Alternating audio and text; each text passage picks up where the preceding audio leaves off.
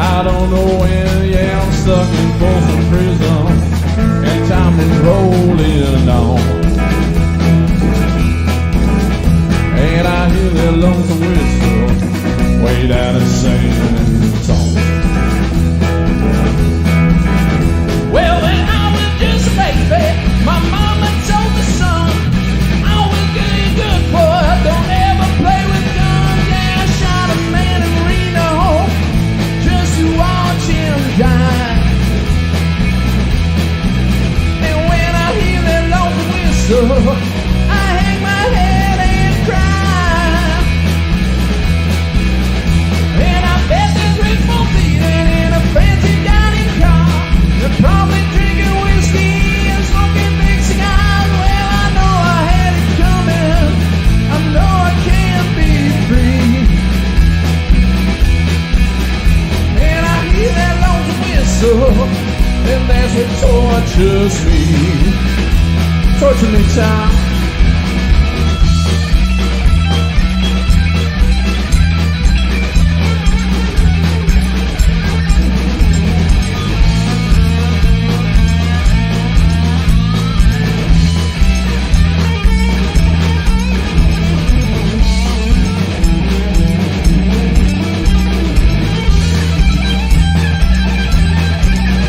Yeah, I bet there is folks eating in a fancy dining car. They're probably drinking whiskey and smoking big cigars. Well, I know I had it coming. I know I can't be free. And our people keep moving, and that's what tortures me. When if they free me from this prison, if they're ever transplant, you know I'll pick it all up, move it farther down the line. Find some folks in prison is where I long to be. And then people keep moving, and that's what tortures me. Yeah, the people keep moving, and that's what tortures me. Yeah. Thank you. We are good. Good evening, my beautiful crime family. I hope everybody's having a wonderful evening, and it's going to be an awesome one right here. As we have, everybody's been waiting for this. I know because I've been getting the emails and the messages, and we have Mr. Cy and Mrs. Keri Ray in the house tonight. So yeah, so I'm gonna say hi to my crime family really fast so we can get to the show. Hello, Randy Fur, my brother. Leah Story, my girl. Good to see you. Ro, good to see you. Deborah Thompson, good to see you. Doc Terry, good to see you. Colder Cover, good to see you. Windchill, good to see you. Deborah Lynn Putnam, my girl, good to see you. Nacho Healy, my girl, good to see you. Jackie Bushable, good to see you. Leftina, good to see you. Mama Five, good to see you. Tubby Gazzardo, always good to see you, girl. Okay, Chrissy, just have her. Good to see you. Bubbly Waters is in the house. Good to see you. Rachel, good to see you. Dana Craig, good to see you. Cindy, good to see you. Hope Floats, my girl, good to see you. And I could keep going up and up and up. There's too many chatters. I want to say thank you for all the birthday wishes. Yeah.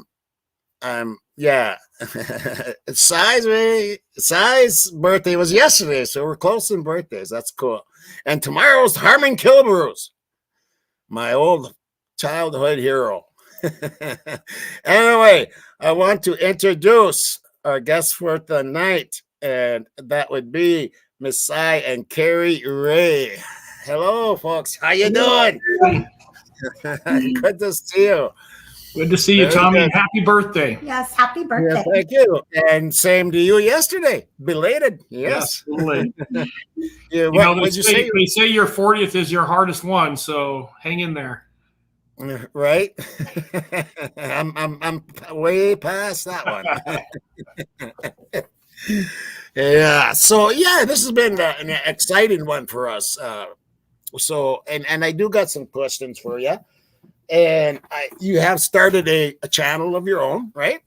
Yeah. Oh, actually, I wanted to let's just do this real quick. I forgot I was going to do this. I totally forgot. Where are you? Where are you? Here we are. Okay, I'm going to play this real quick. I had quite a bit of SWAT training at this point. There's a couple things that I knew. One of those things is you don't throw flashbangs into meth labs. So sure enough, we drive through the gate, they punch open the front door, they dump about 6 flashbangs, and we all go running in there. It was incredibly dangerous. We should not have been doing it. No personal protection. We're running into a meth lab dressed just normal. This is definitely Hollywood worthy. We find Ricky Lynn Harris. He's way more surprised than we are, obviously, at this point. And as we're taking Ricky Lynn Harris into custody inside of this big warehouse, I noticed something out of the corner of my eye. The warehouse is on fire. Interested in buying United States government surplus property? Don't pay for free information. Call the DRMO office for information, sale dates, items offered, and to be put on free mailing list. Welcome to Socialite Crime Club.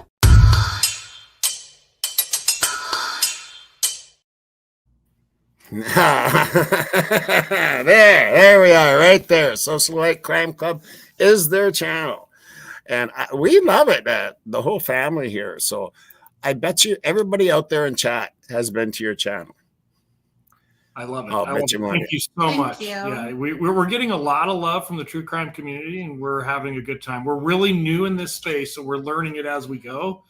But we've had a great time, and so far we're really enjoying all of the subscribers and watchers' inputs. The comments are always entertaining, to say the least.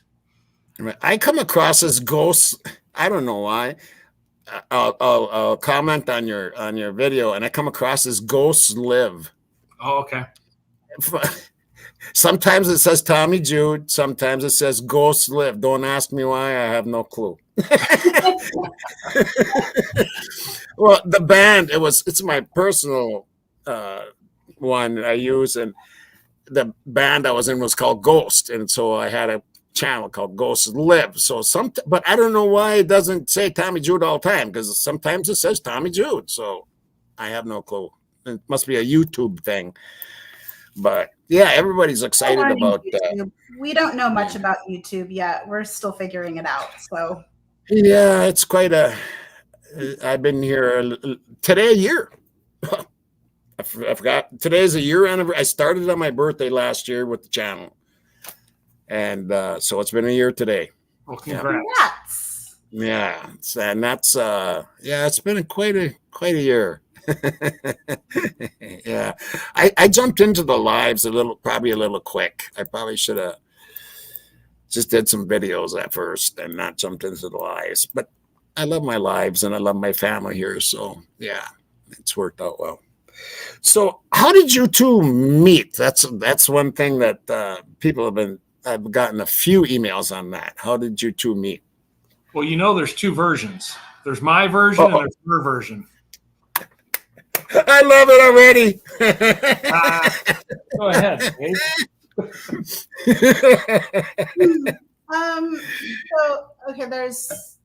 I guess there's truth in both of our versions. Okay. So okay, right. Well, I was working graveyards at our police department, and I had met him once before when he was a sergeant, when I was training at our police department. And I had to ask him a question about investigations, something or other, for something I was working while I was training. So I met him once, and he says he always remembered me from that moment, but I didn't really remember him after that, right? So then time passed, and he went to Afghanistan to go blow stuff up and find bombs. And we were go blow stuff up. Okay. Yeah. And then he came back from Afghanistan, and at that time we were both kind of going through divorces. Both of our lives were kind of a mess, and he couldn't go back to his sergeant position, so he came to my patrol team, and I thought, this guy is dumb. Why would he come to graveyards? Like, he has all kinds of seniority. Why wouldn't you go work days or something, right? So great impressions right off the bat, right? Oh, yeah. I was in. But then he started showing up on a lot of my calls. He would show up if I was at a DUI or some type of I don't know, whatever, a house party. And he'd always ask me, do you need any help? Do you want me to fill out a victim's rights form for you? So I would put him on all of my paperwork, and I would just keep him around with me. And then that's so nice of you. So he was really helpful. So, but I did learn a lot from him. He actually became a mentor to me and a very good friend before we ever got together. Oh, and okay, well, that's a good thing. Yeah, he became a very, very, very good friend to me and a mentor and someone I learned a lot from. And then I was hooked on him. All right, and that's a good stable foundation too to go that route too. Yeah. Okay, now let's hear Sai's version. Oh, she dumped me, Tommy. She just dumped me to the curb like yesterday's trash. It was terrible. Yeah, it was awful. I remind her to this day, like I had to come begging back like 4 or 5 times before she finally wised out. We weren't together, Tommy. We weren't together. Okay. No, it was like a one-night thing, and then I thought, oh my gosh, this is going to ruin our friendship. So I told him, like, Go hey, away. Listen, I don't want to. Like, I really value what we have. I didn't realize in his head we were together. I'm sure, Tommy, you've heard of friend zone. Oh, yeah. She put me in the friend zone so fast, I didn't even see it coming. Yeah. Right. And then didn't even have a chance. Yeah. I did have some cell phone tracking experience, so I kept her on a tight leash after that. So she had no choice. Right. Track her right down. That's how he was always meeting you at these places. Yeah. Well, what Keri didn't get into right there is Keri had a habit of getting herself into trouble and picking fights when she was in parole officer. So she was constantly backup. So there's a little bit more to that story, but Keri needed someone over her shoulder from time to time. I did pick fights. Right. It would depend on who I knew was coming as my backup, and I felt a little bit more comfortable getting a little, I don't know, a little tussly, I guess. A little feisty. Yeah. Right. Oh, that's awesome story. Awesome story. Then what made you go into? I know you were in law enforcement for quite a few years, right? Sorry. Yeah, I had right about 20, so I was like 19 in 6 months or so when I finally left. Right. Let me see here. And then you, in 2014, you started ZX, right? ZX, yeah. So right. That was kind of a crazy story. The last 3 years of my career in law enforcement, my entire job was just to track phones. That's all I did. We finally had enough business that it was a full-time job now. And I was really I was just trying to figure out the best software to use, and there really wasn't much out there. So I taught myself to code on YouTube, of all things. I started watching a bunch of YouTube tutorials on software coding, taught myself how to code, and I built a software program that I could get phone records from the providers and put them into this program. It would map, and I could hit a play button, and it would show everywhere the phone is gone. And we started using that a lot with other agencies because we were helping a lot of other agencies with their investigations. And after like the 10th person asked me, hey, where do I get a copy of this? I thought, yeah, I might be onto something. So literally one night over a glass of wine, I convinced Keri to leave the PD with me. We both turned in our resignations, pulled our retirement as our seed money, and started the business. Wow. Yeah. Wow, that's quite a story. Yeah. And then you had that for quite a few years. And what did you do then? You helped law enforcement, right? Or would you just go in on court cases and testify, like, what was going on with somebody's phone? Yeah, so there's kind of 3 different components. So we did training, and we did a lot of training all over the country, all over the world at this point. So we've done a ton of training. Probably, we tried to figure it out. 40,000 officers have been through our training, and that training program is today. It's actually one of the biggest programs in the country. We don't teach it. Yeah, we stopped years ago, but they still are teaching the same same course. And then we Right. sold software. So as an agency, a police department could actually buy our software, and then they could do their own investigations. And then we also provide Right. testimony. So we would provide the expert testimony when needed. So yeah, it was, I can't tell you how many cases have been involved. I know when we sold the company in 2021, Right. the program had mapped 2 billion, like with a B, 2 billion phone calls. So Wow. yeah. Wow. Yeah, that they were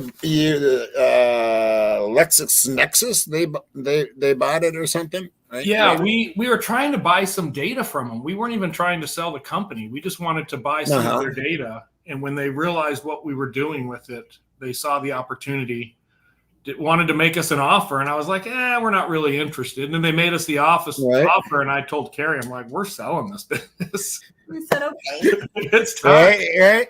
Yeah. But Must have been a good effort. it wasn't all rainbows and glitter though.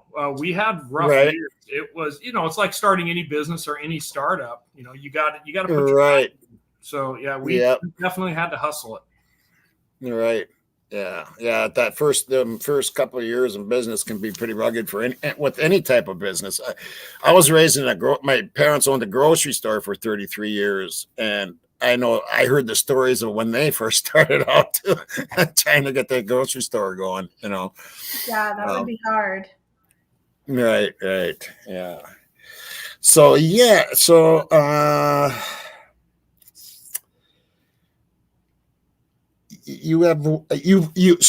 you worked with the FBI also on stuff?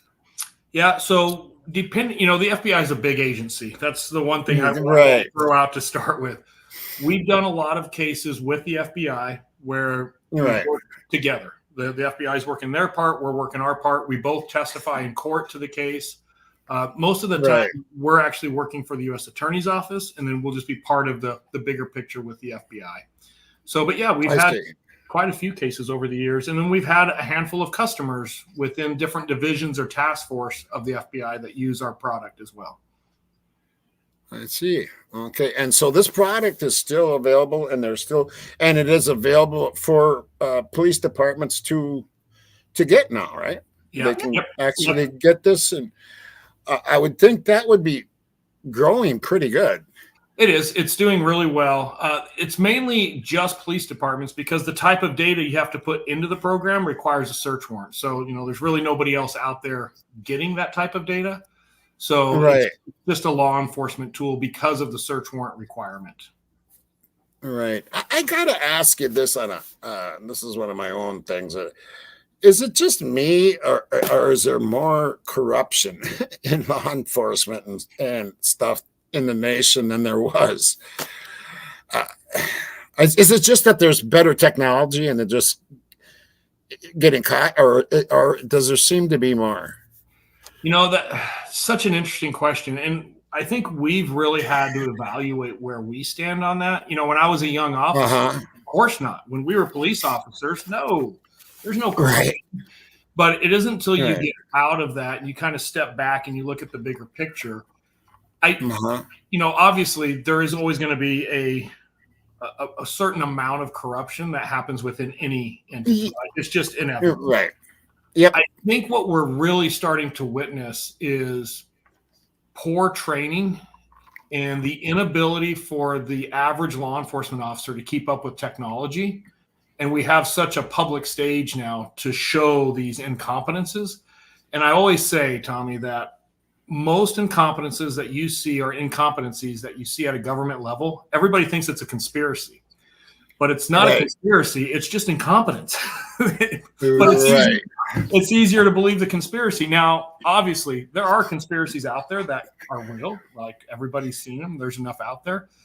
But it is interesting. I'm seeing more and more cases, and I just have to be honest about it. I do get concerned. Like there are cases out there that I think, what are these people thinking? Like why are we seeing some of these type of investigations now that seem so much prolific compared to what they used to be? I think another problem that you come to, Tommy, is that the courts can't keep up with the technology either. And when you have judges who are really far behind the curve and they see very few technological cases, and they have very few attorneys, both defense and prosecution, who know what they're looking at, a lot of things get jumbled in the courtroom. So when final rulings come out, sometimes you're incurring bad case law. And it's just due to a lack of competence of what that technology actually is, of what everybody's bringing to the table, due to— I can understand that.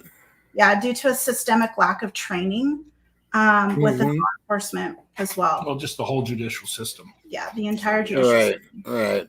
Well, it sounds like things have to catch up. Everybody's got to catch up to each other and be on the same level or something, right? Is that what it kind of amounts to? Yeah. But I'll tell you, I watch some of these, the live streaming of trials is a fairly new thing, I think, for a lot of people. And watching some of these trials, I'm just like everybody else. I see and I hear things that are said, and I'm thinking, what is that? What? So, Right. Yeah. And then I can see what you mean, Keri, too, by like the judges aren't caught, because I watch trials too, and they're lost when it comes to some of the technologies, and when it comes to the phone stuff, what you guys are into, I can see in their eyes that they don't got it. Yeah, Dana Craig just was saying to ask about the Karen Reed case, and I've kept some distance on that one intentionally. I know some investigators not directly involved in that case, but in the Massachusetts area. So we've got some interesting insight on that. And I think that's one that, we can all look at and say, clearly law enforcement can do better. Is it to the level of corruption? It kind of appears so. And I think there's a lot of things that are going to come out after this trial. The trial is just for Karen Reed.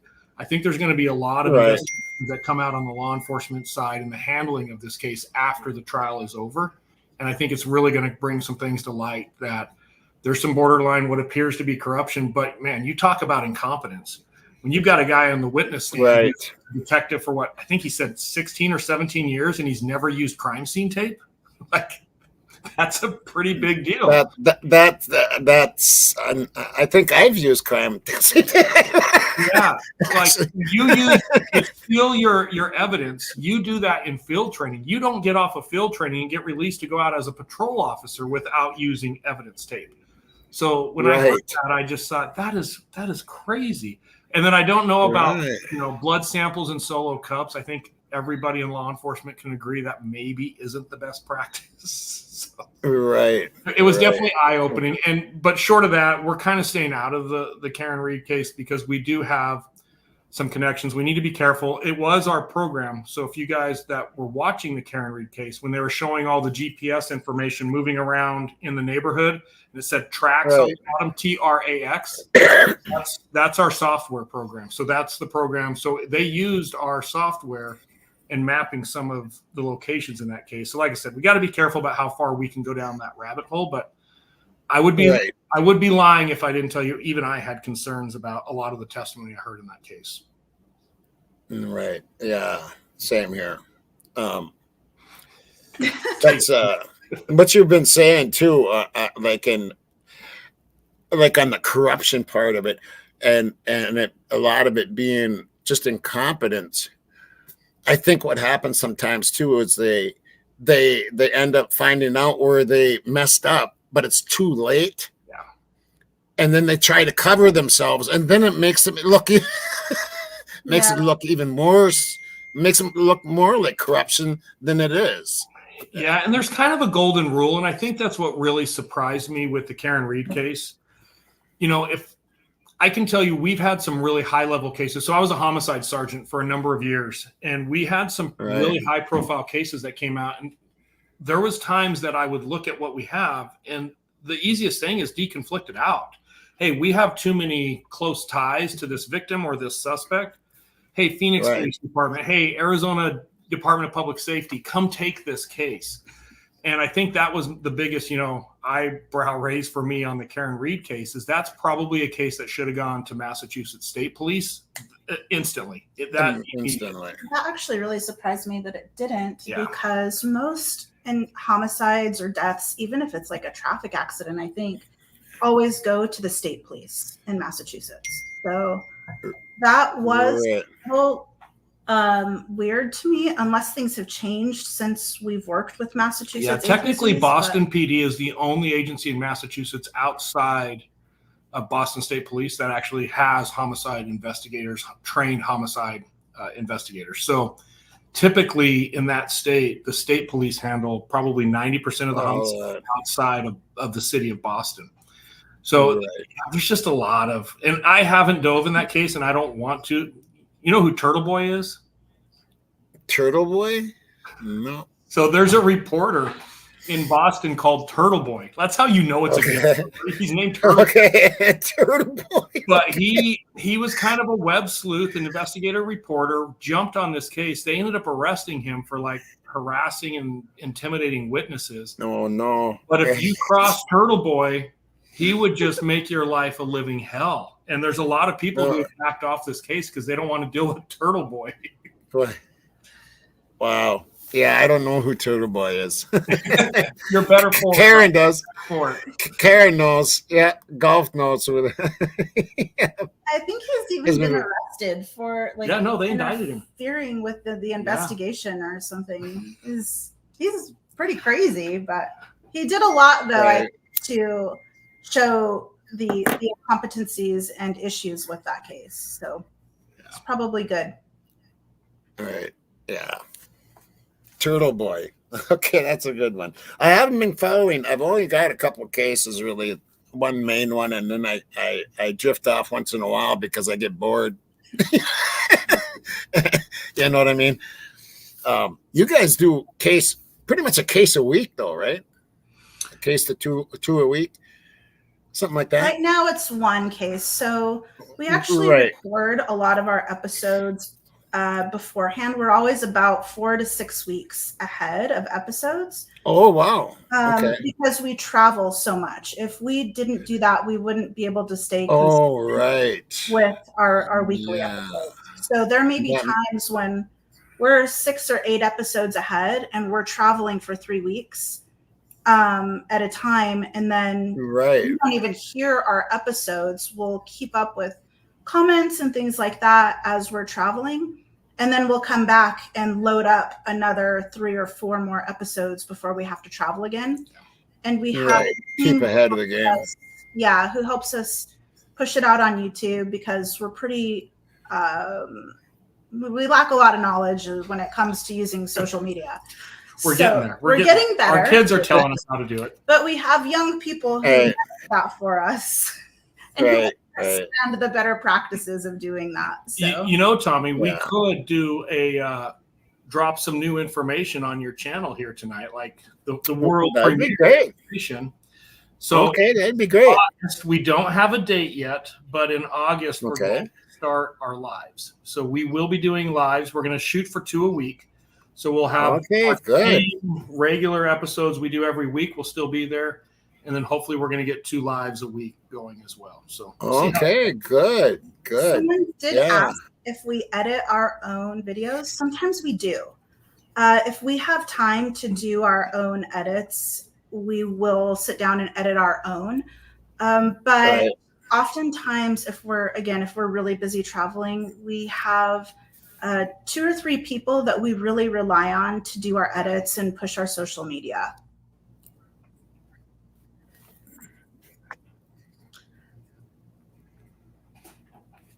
Say that one more time. It cut out a little bit on me. Yeah, so we do some of our own editing, but if we don't have time, then we have 2 or 3 people that we rely on to do our editing of our videos and put our pictures in. But we do try to do our own a lot.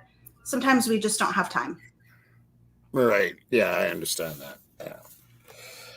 Okay, so and you have kids. How many kids you guys got?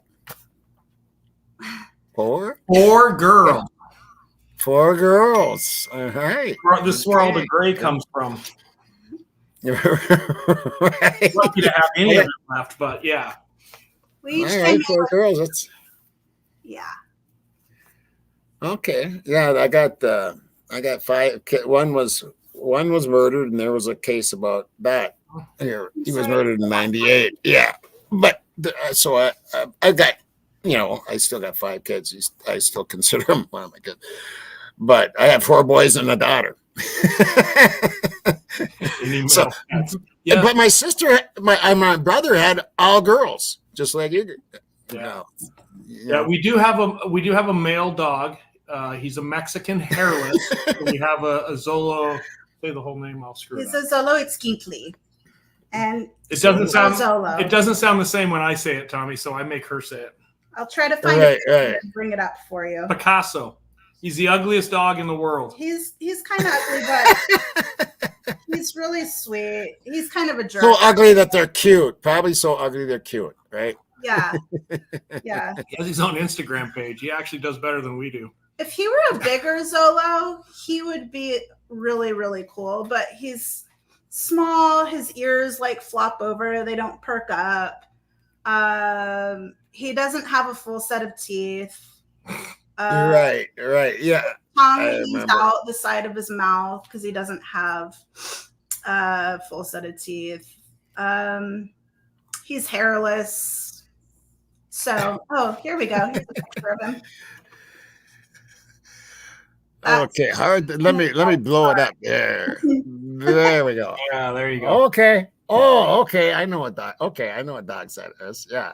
Yeah, he's got his own Instagram if anybody's interested. Zolo, XOLO Picasso, all one word. He has more followers on Instagram, Tommy, than I do. Right. Our kids. Oh, that's the way it goes. That's the way it goes with pets. Yeah. How many years? Oh, as Ellie, yeah, you said that. Okay, here's a question I want to ask, and if you can't answer it, that's fine.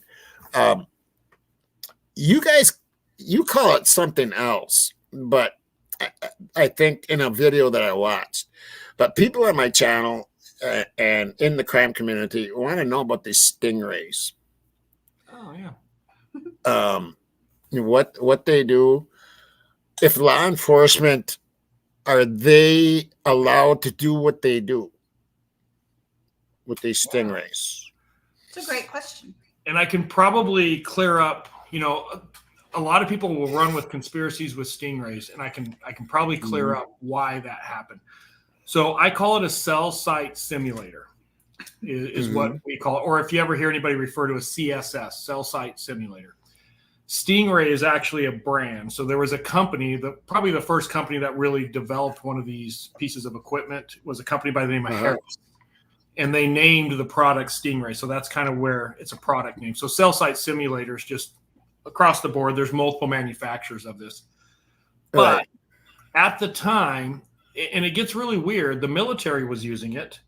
And in a military setting, this piece of equipment is actually a classified, it requires a top secret classification to use. But in a law enforcement setting, it does not. So the problem was in the early 2000s, we had a tool that the military was using a lot. This is what found bin Laden. If you've ever watched that movie Zero Dark 30 and they're driving around, that's what found the messenger that got him to bin Laden. So the problem that the government had is they have this classified piece of equipment that was being used by law enforcement at the same time in an unclassified setting. And it caused some national security issues. So the company that manufactured this product, when you bought it as an agency, you had to sign a non-disclosure agreement. So, let's say pick any agency, and I'm going to pick a random one that probably will never have one, Memphis PD, because they don't have one. They can't afford it. They don't have a lot of They don't have a lot of stuff. So Memphis buys one of these. They have to set up a unit to run it. And then everybody in that unit has to sign this non-disclosure agreement that they'll never talk about it. And if they get into a court case, even if it's a murder case, and they have to talk about this piece of equipment in court, they are agreeing to dismiss the charges or let that case go before they'll testify to it because of these classifications. Are you serious? Now that's all changed. This is early 2000. Okay, gotcha.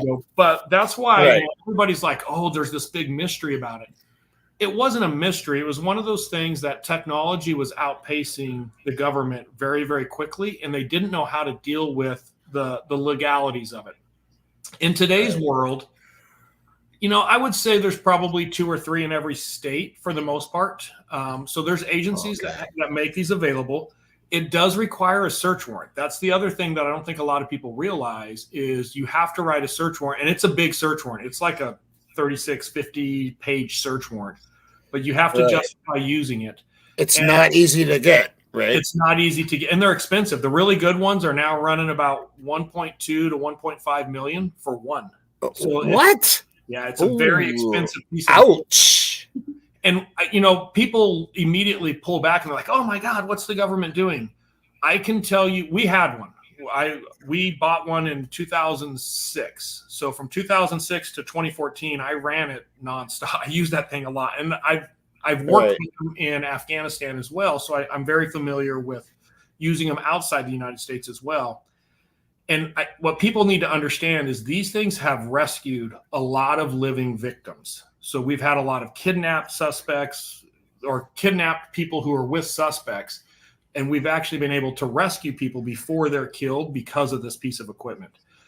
We've made a huge dent into sex trafficking and human trafficking with this type of equipment. So, one of the things I always want to throw out there to anybody who will listen is we have to be really careful having these knee-jerk reactions when he did not personally own one. It was the police department. Sorry. Oh yeah. No. Our police department. I ain't paying for that. You know how many car washes that would take? Of me doing the car washing? Yeah, because no one's paying me to car wash. Carrying a bikini, we'll probably raise that money in a week or 2. Doubtful. 1.7 million or whatever it was. That's how many times. It's crazy. But it's interesting. People will see, and it does get abused, right? And that's the problem. Mm-hmm. It's a really fine line. And that's why I hate to see these cases where we see things like this get abused is these are really powerful tools for really good reasons. So when we see that abuse, we can't do the knee jerk and say, well, law enforcement shouldn't have that. Well, because when you say that, you're saying law enforcement shouldn't have the capability of rescuing live victims. We should wait until they're killed and their bodies dumped in the desert somewhere before we actually recover them.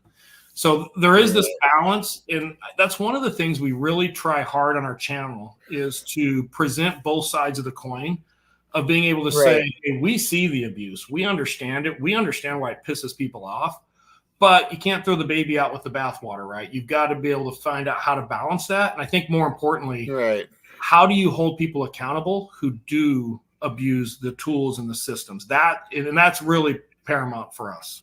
Well, and I think it also stinks that a lot of these things are shrouded in secrecy when they come out because it's corporations. These corporations have at stake. They have users in classified spaces using them. So the corporations are also put at a risk as well when they're pushing this to law enforcement and they're trying to make money as well. So there's a lot, I think, that creates a weird dynamic for the general public when they're wanting to know more about something, but the shroud of secrecy hides a lot of what the truth is. Yeah, I can see that causing a lot of problems, actually. I can see that whole thing being a lot of problems, a lot of headaches. And there's got to be, I guess we have to trust in the American system is what we have to end up doing. And sometimes that's hard to do. Yes, it is. Hard to do. Yeah. Okay. So I do have some questions here too, also by one of my investigators here. Let me pull this up if I can find it.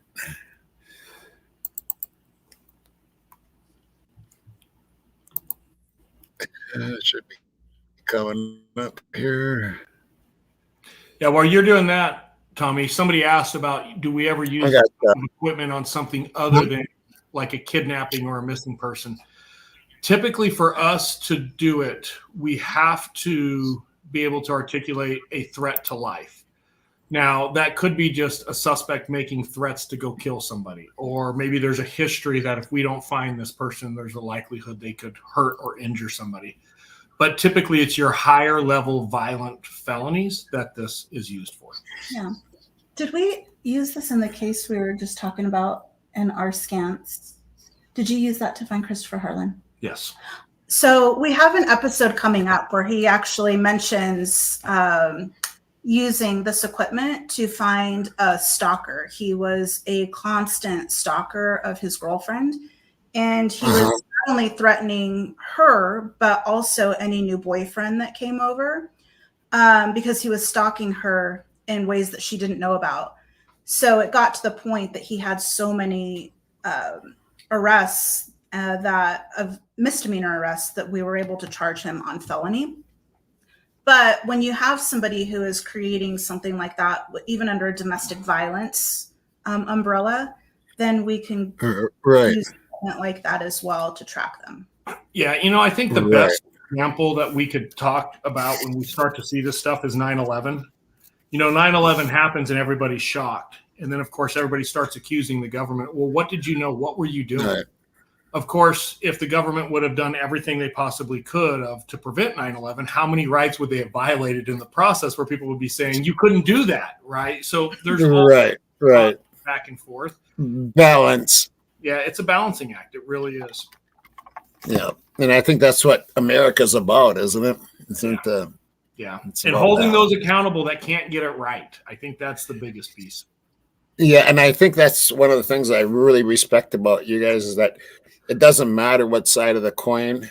You just want that justice, and I think that's a big part of why people have taken to you so much, because everybody respects that. Everybody respects that. So, okay, here's a question from Aaliyah, and this is, in your opinion, what role do you think the media plays in shaping public perception of true crime cases? Oh, boy, that's a loaded question. We've talked about this a lot lately. Mm-hmm. There's a big push right now that responsible, ethical reporting, both in the true crime space as well as the media. And it's kind of funny because I'm seeing a lot of pushback right now in the true crime space about how certain YouTubers are going down these rabbit holes and they're negatively impacting these cases and they're causing problems.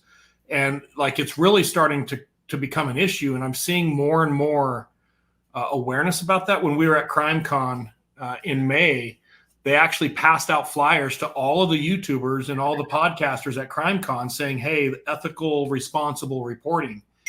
And I thought, you hypocritical, no good, blah, blah, blah. The media's been doing this for decades. Stop. So, yes.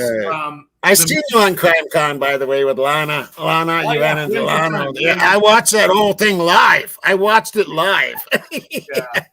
Yeah. And I'll throw something out because I love the comments just to see where we're going. But to answer your question, I think the media can have a huge impact, both negative and positive. And I think people have to understand there's reasons that gag orders get put in place. There's reason that you have these sealed hearings and that you have sealed documents. And a lot of it is there will be stuff that's discussed before an actual trial that it could potentially jeopardize that case, either good or bad. We don't know which direction it could go, but the media definitely plays a role. I don't buy into that, YouTubers and podcasters are doing anything worse than mainstream media. I think they can all be lumped into one. We have actually been kicking around because I've gotten pulled into a couple of different podcast series where I've been approached to help consult or look at a case. And there's been a couple times now that I've looked at the case and I'm like, no, what you guys are reporting is wrong. Here's what really happened, but it's not sensational. People aren't going to tune in to listen to that. And so they don't use it. So Keri and I are actually kicking around, picking some different podcasts and different media reporting, and maybe once a month dissecting why that podcast or why that media reporting has it completely backwards. just to try to help balance that a little bit and give people some insight. But yeah, it's dangerous because at the end of the day, you got to remember, these are real people. These are real victims. These are real suspects. There's a lot in play. There's a lot on the line. A lot at stake. And I don't know, Tommy, how you fix it. I really don't, because there's also freedom of speech. And, I'm a big advocate of freedom of speech. So I think you got to let everything just lie where it lies. Here we are again with the balancing. Right. Comes to balance. Yeah, 100%. I can see that. Okay, she did have one other question here, I do believe. How do you approach cases where there is a lot of misinformation or conspiracy theories surrounding the crime? How do you separate fact from fiction? Easy answer. You don't. When you don't get into all of that. And when I look at a case, and I think it's really important, and this is every case I look at, I don't want to know specifics of what people think they know. I don't want to know the conspiracy theories. I don't want to know the rabbit holes. And I'll tell people when they first bring me onto a case, I don't want to know the date that you think the murder happened. I don't want to know what you think you know about the suspect or the victim. Give me all the evidence and let me look at it first, and mainly the phones and the location data. Let me look at it first, and I'll come back to you and I'll tell you what I'm seeing.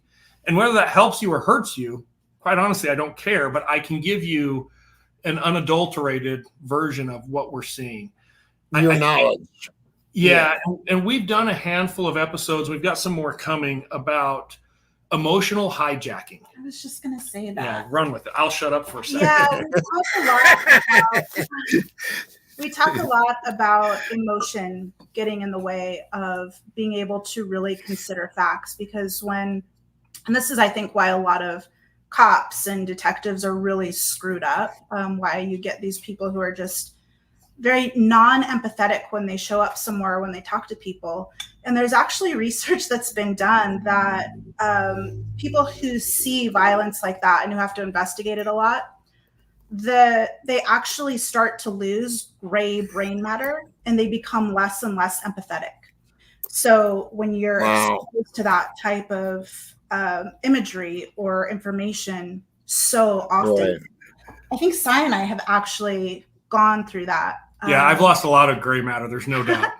And it's hard to come out of that mindset. But if you do become emotionally hijacked in a case, and that's what a lot of true crime investigators sometimes, I think, often fall into, and I don't think they're doing it intentionally. I think that they become very involved with the idea that these victims have not received justice, right? So exactly, family members and their family members will start bringing in very emotionally charged dialect to these investigators, and the case suddenly starts taking these tailspins of conspiracy theories and whodunits and why, when in actuality we're really straying from facts of the case at that point. It's a double-edged sword, because there's nothing that will make an investigator better than their passion. There's nothing that'll hijack your case faster than passion. So we're back to that balancing, right? And it is a fine line to walk. We've got an episode coming out towards the end of July called What the Puck. It's about a hockey player. That's why it's What the Puck. But we get into the weeds. It's about an hour and a half long episode. It's going to be a really long one, but we get into exactly what we're talking about. Of everybody looked at this case and they looked at the records and they said, "Oh, the phone doesn't do anything here." And then they gave them to me, and I told them, "Don't tell me about the case."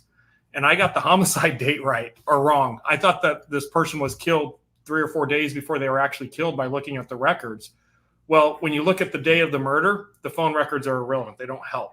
But when you look at 30 days not knowing the day of the murder, you can actually figure out what happened with that murder the week before. So if I tell you, hey, September 29th, and I hand you evidence, you're just going to start looking at September 29th. You're going to get that tunnel vision. where if you have to figure it out on your own by just where the facts and the actual evidence leads you, you're going to have a very different picture of what it means. Good answers. Yeah, very good. Okay, right. I know that meth lab. That one cracked me up. And you graduated from Round Valley High School in '92, correct? Home of the Elks. Yeah. Home of the Elks, huh? That's in Arizona, then, is it? Yeah, it's up in the White Mountains. So don't let people fool you about the desert. We're up at like 9,000 feet. Oh, wow. Up into the pines, got a lot of snow. I thought opening day of elk season was a national holiday when I grew up because they always shut school down. Yeah, I didn't know it wasn't until later in life. Shut school down, huh? Yeah, because all the teachers went hunting, so there was no one for to teach the kids. Right. I'm used to the trees and everything in Minnesota too. I love it here. Yeah. I've been up in the mountains a few times, though. Yeah, it's kind of freaky up there. Somebody is asking about SWAT. There's a couple of questions I saw. Yeah, let's go look at some of these. I bet you leave your questions and caps if you would out there. I think that would. It was when does a SWAT team typically get deployed? I think that was the question. Correct me if I'm wrong. From Huda, and Huda's got her own channel too.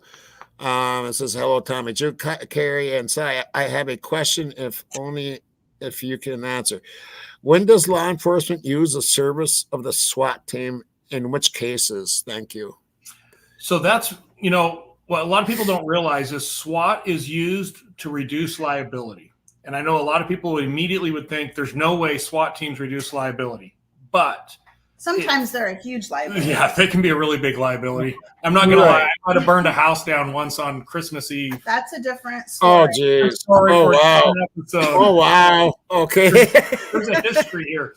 We haven't figured out when the right time yet is to tell. That's going to be our Christmas episode. But to answer your question there has to be a level of violence in which there is a concern that either somebody is going to get hurt by a suspect that is contained in a house or an area, or if regular patrol officers just show up to this, they're not going to be properly equipped, and maybe they don't have all the proper training to manage that in a safe and effective manner. And I will tell you, a SWAT team is a great deterrent for violent criminals to become violent. When you see one or two officers walking to your front door, maybe you do pull out the gun and start shooting. When you see an entire SWAT team coming to the front door, maybe all of a sudden you start to second guess, these guys look like they might be ready for me. So anytime law enforcement has information that somebody typically is armed, and they could be armed with any type of weapon, there's probably a large likelihood that they're going, sorry, I used my thumb. There's a large likelihood that they're going to use that weapon, and they've shown some type of propensity to enact violence. And that's typically what it calls for. And I can't remember where it was. There was just a big case back east where a bunch of officers served a search warrant.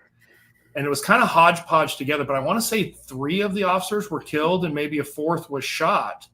And that is a perfect example of if that would have been a SWAT team with the proper training, the proper equipment, that probably would have been avoided. And, when you look at a lot of the accidental shootings of entries that go wrong, typically it's not the actual trained SWAT team. It's a hodgepodge of a bunch of officers they put together at the last minute to go serve a search warrant. And that's where I'm saying typically in a proper scenario with the proper training, it reduces liability because it gives law enforcement a better ability to control those situations. But that's most of them. All right. What is the most, when was there ever a time in your law enforcement career that you felt that you might, like, your life was really, really in danger? Like, this might be it. You go first. Oh my gosh. Gosh,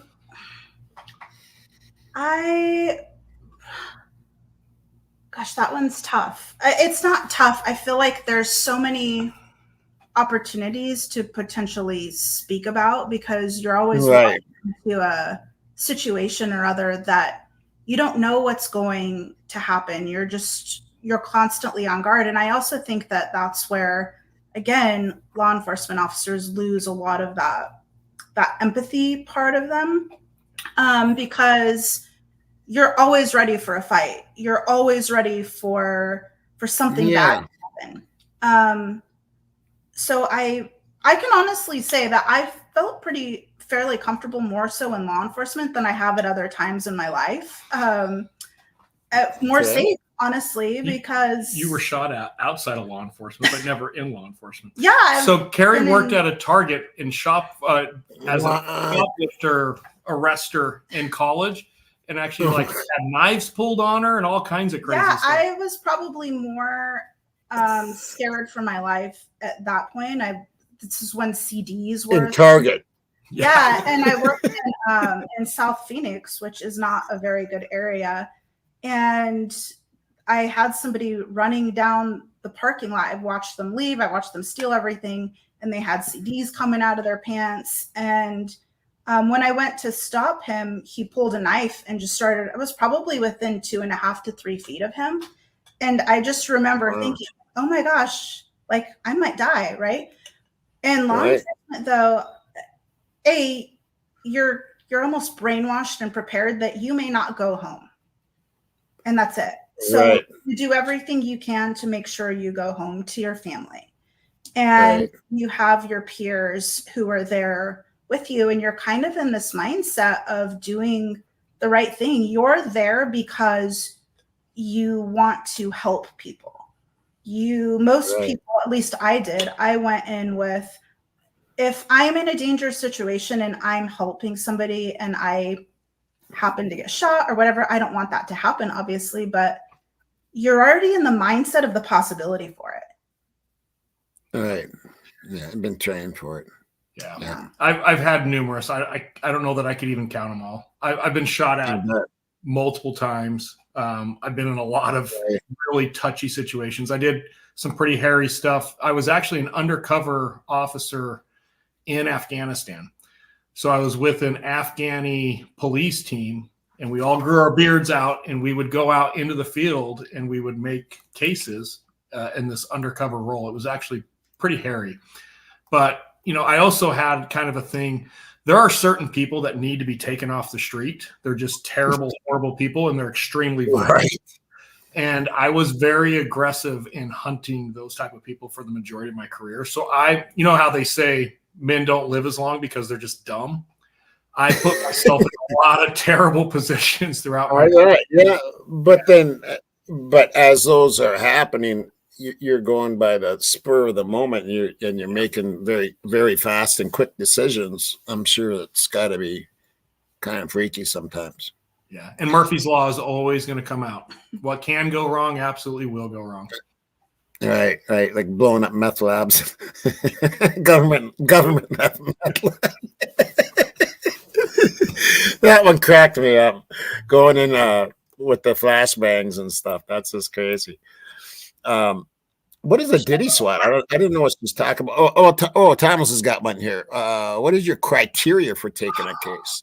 I got to tell you, Thomas, it's changed. Back in the day, if you pull up the heartstrings a little bit, either my wife or my admin would make me take it on, and I would end up doing it. The last 2 or 3 years, I've really tried to get out of these cases. I just don't. I'm kind of tired testifying. I've been doing this for almost 30 years now, so I just got to a point where we wanted to go do other things. I won't lie, though. There are certain cases that have come across my desk that, for one reason or another, it kind of sucks me in.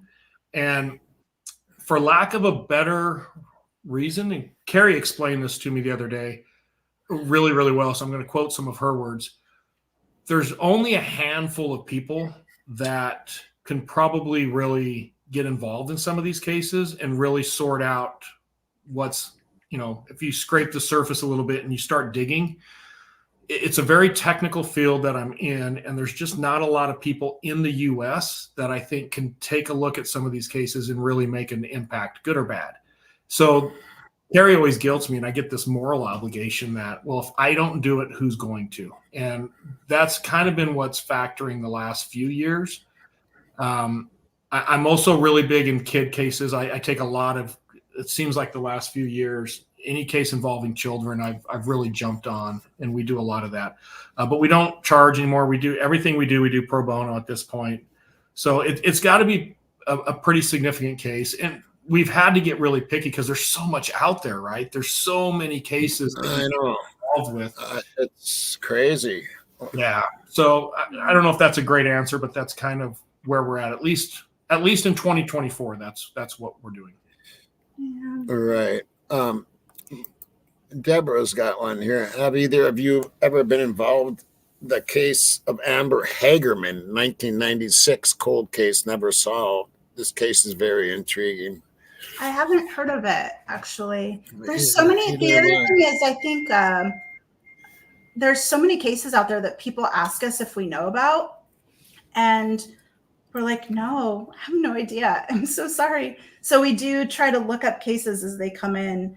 But I think that's the sad part, too, is I don't think people realize how many homicides happen every single day across the country. Oh, yeah. We hear about the ones that are in the news, right? And we've worked so many that have never even been newsworthy, and they should have been. So I think it also goes to show just how deep in the weeds we get into cases that just come across our desk and they never even make the news. And it's funny, I had to look that up to make sure that I could answer whether we have or not. There's a lot of cases we've worked that I don't know who the victims or the suspects are, and that's somewhat intentional. I'll ask for phone records, I'll ask for evidence, but for that point forward, I typically think, well, here's the victim, here's the suspect. So there's a lot of cases I can't tell you victim names or suspect names. So I'd look that one up really quick. I don't think we've had anything to do with that one. They want to know how you do pro bono cases for everyone, everything. Huh? Somebody asked how you manage pro bono, how you manage so many pro bono cases. Like, how do you do that? I've got a sugar mama. I am not a sugar mama. Oh, boy. Okay. Cy and Keri could. That's a Go great ahead. question. As far as pro bono, it's not easy. Yeah. And I bet. a lot of, when we had ZX, we would only charge like very, very minimal. Actually, it started pro bono with ZX because we had to get our product out there. We had to show that it was useful in court, that we had to show that it could meet scientific standards in court. So I was going and testifying merely to show the credibility of the product and the methodologies. So he would do it for free. After a while, we started getting so many that it became necessary to charge while we owned ZX, because we wouldn't have been able to keep up as a company with the demands of the money that it took for travel, for airline. Sometimes I was there for 3 or 4 days at a time, and we weren't getting other work done that we needed to get done when we needed a training class or something like that, right? We also had a lot of employees that we had to pay. So after we were purchased, Cy worked for LexisNexis. We both worked for LexisNexis, but LexisNexis didn't really have a billing system for testimony. They didn't know how to charge for it. They couldn't create an invoice. So Cy just went and testified for free for everybody. LexisNexis was... So that was because they didn't know how to bill for it. I doubt they know how to bill for it right now. But he doesn't work at LexisNexis anymore. But since we've left LexisNexis, there have been very few cases that we've had to testify on. So another one from Huda. Huda, as far as exculpatory evidence, Brady Giglio, great question. And of course, I'm not going to reference any case in this particular decade. Let's go back to a case that I worked, a really high profile case years ago. Doug and Faylene Grant, Grant. Every documentary out there has done this piece. 2020, 48 Hours, Dateline, Oxygen, they've all done it. In that case, there's a pill bottle that was really, really important because it's an overdose where the wife is drowned in a bathtub. We believe the husband drowned the wife. He possibly drugged her first. This pill bottle that we think he used to sedate her was never seized. And it was a mistake that was made on scene by some of the original responding officers. There's nothing we can do about it. We lost it. And we should have preserved it. We should have saved it. In that particular case, the defense made a big issue out of, hey, if they would have preserved this, they would not have found my client, the defendant's fingerprints on it. It only would have been his wife's. And it would have shown that he didn't give her these pills. Well, because we didn't preserve it, we failed to preserve evidence that potentially was exculpatory. We got, in Arizona, it's called Willets, but we get a Willets order and the jury is instructed, hey, just so you guys know, they didn't seize this pill bottle. If they would have seized it, you have to assume it would not have had the defendant's fingerprints on it. So typically when we look at Brady or Giglio, it's a couple different things that happen. Brady is more on an officer's credibility, where we start to see an officer who maybe intentionally destroyed, lied, hid, covered up with intent. And what happens there is there's an order that comes out that they're no longer reliable. They can't testify. They're not allowed to provide testimony to a jury. Giglio will get back similar things, but now we can start to get into other issues. So for example, let's use, I had a case with a casino. This casino has like 162 cameras. There's a attempted murder that happens in the casino and they don't seize the video cameras. They don't seize any video. When that goes to court, there's no one that's going to be able to say that that video is not exculpatory. So how do you deal with that in court? And typically when you get to the Brady Giglio issue of this, it's the court taking some type of ruling to mitigate, to remedy this error that law enforcement made. If it's not intentional, the officers can still testify because, hey, they just screwed up. Maybe they just weren't thinking. But the jury will typically be instructed to assume certain things in looking at this case. And you'll get that in the jury instructions. So when the case is fully presented and the jury gets ready to go back to deliberate, the judge will read them jury instructions. And typically those type of things will be in the jury instruction where the judge will tell the jury, you have to assume if they found the video, it would not show the defendant doing anything illegal. And that's how they remedy or mitigate law enforcement's mess up there, if that makes sense. Okay. Yeah. Good question. Good answer. Angela's got one here, I guess. Who do you contact to report police corruption, abuse, or power, etc.? Higher up than a chief, please. This is a great example. About 6 months ago, I had a friend that I went to high school with call me and tell me that her 16-year-old daughter was being propositioned by a police officer and that he was sexually, and that this was a thing that he was doing to all of the underage kids at this high school, very small town. And I'm thinking, there's no way this police officer is trying to pick up 14, 15, and 16-year-olds on a regular basis, right? Somebody would know. And she's like, look, I've gone to the police department. I've gone to the county sheriff. Nobody will do anything about it. They're not taking it serious. And I believe my daughter. I think this is happening. So right. Keri and I have what we call the 1% rule. If there's a 1% possibility that this is happening, we have to do something, because I'm not going to be the guy who's come out 6 months from now and think, oh, crap, I should have said something. So right. I called a friend of a friend, and I got the state police involved. They went up there. They did an undercover operation. 100%. This was actually happening. So this officer's been removed. He was showing up at these parties, and he would take these drunk girls home to do them a favor, and he was attempting to sexually assault them on the way. And this was happening over and over again, and nobody would do anything about it. So for Angela, I'd like to say this isn't very common, but I am starting to experience it more and more. And the proper way to do it is to keep going higher. So for example, if it's a municipality and you're not getting any response, go to the county. If you go to the county, you're not getting any response, go to the state. So the state police. If you go to the state and you're not getting any response, then go to the attorney general's office. If you go to the attorney general's office and you're not getting any response, that's when you would go to like the FBI or an attorney, and you start to do basically what they call a civil rights violation, and you can start to do some civil investigations, but that's going to open the door to really start exposing some of this. It can be a very time-consuming, very frustrating process. Yes. Yeah. That was my son's case. That was 5 years, and I wish I would have never done it. Yeah. It was 5 years of total hell. Yeah.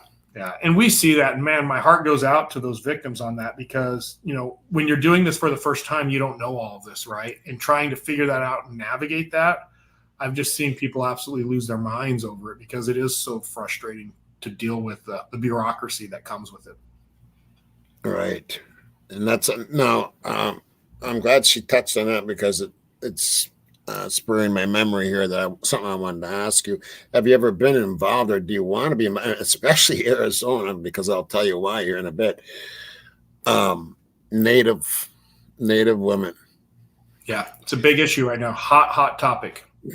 I'm from a reservation, so, and you know, my parents had a grocery store here for 33 years, so I'm very close to the Native people, and it really bothers me, because it seems like it just gets buried. And so I started this series I'm running called The Highway That Has No End. Instead, a kind of an extension of Highway of Tears, except this is a highway that has no end, because it doesn't end in Canada.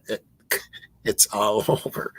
And I found this channel in Arizona that ran this awesome article. And it was just a small town news thing, I think, but they did such an excellent job with it. So I decided to run it. They slapped me with a copyright and took it down. And I'm sitting here going, I'm trying to get this message out. It's frustrating. Yeah. You're trying to get this message out, and they're shutting me down. And that's the only time I really got a copyright strike. I fought it, and I did win. But I haven't reran it.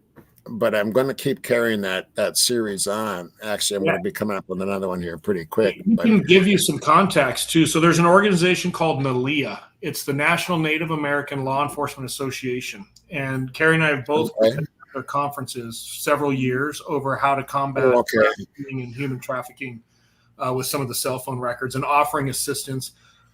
We were actually pretty big involved with a couple different programs of trying to get some of this technology onto reservations to help with that. But we made some really good contacts in that process. So, yeah, if there's what we can ever do to help me up offline, and we'll see what we can do. Yeah.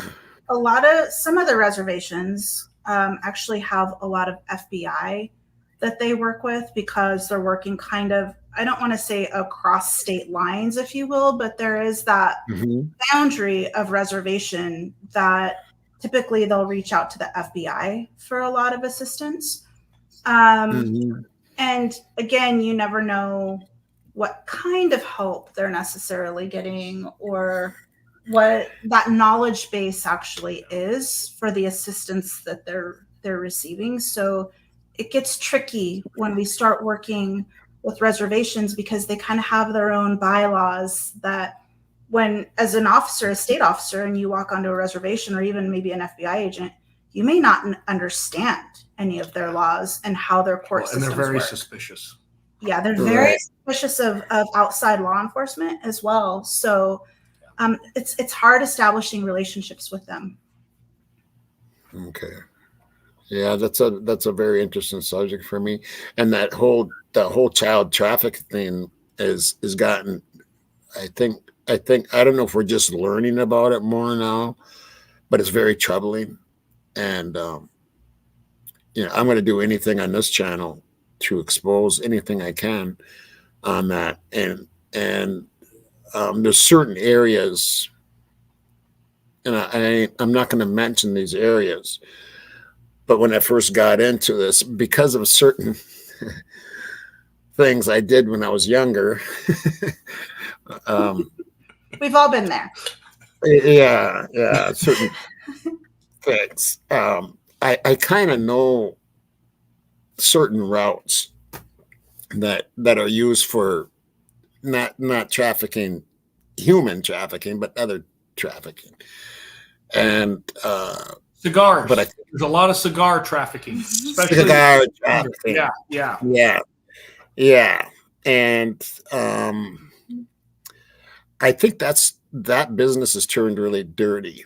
And I think there's more trafficking than I think it's all kind of combined into things. And I know there's a certain place out west is that's kind of turned into a hub. And I've always been told that a lot of these Native Americans are being shipped over on these big ships that come into like Duluth. There's a port. They always say there's a port close by.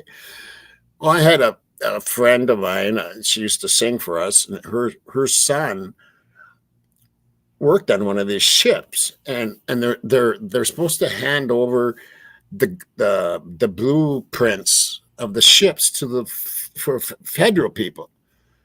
But he said, Mom, he told his mom, he said, Mom, they're not telling every room. There's rooms that these blueprints aren't right. So they're giving like these federal agencies like not the right blueprints to these ships. And it makes me wonder why. You know what I'm saying? The why. I'm always whying.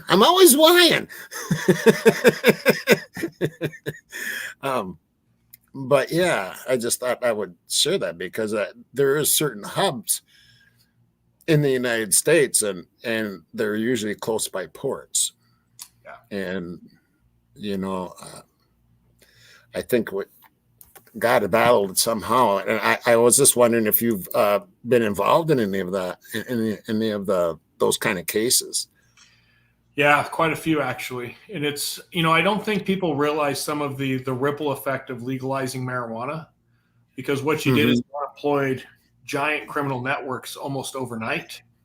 And like anybody else, they're going to go find work doing other things. And if you look at the rise of human trafficking to the legalization of marijuana, you're going to see a very similar path of where those two intersect.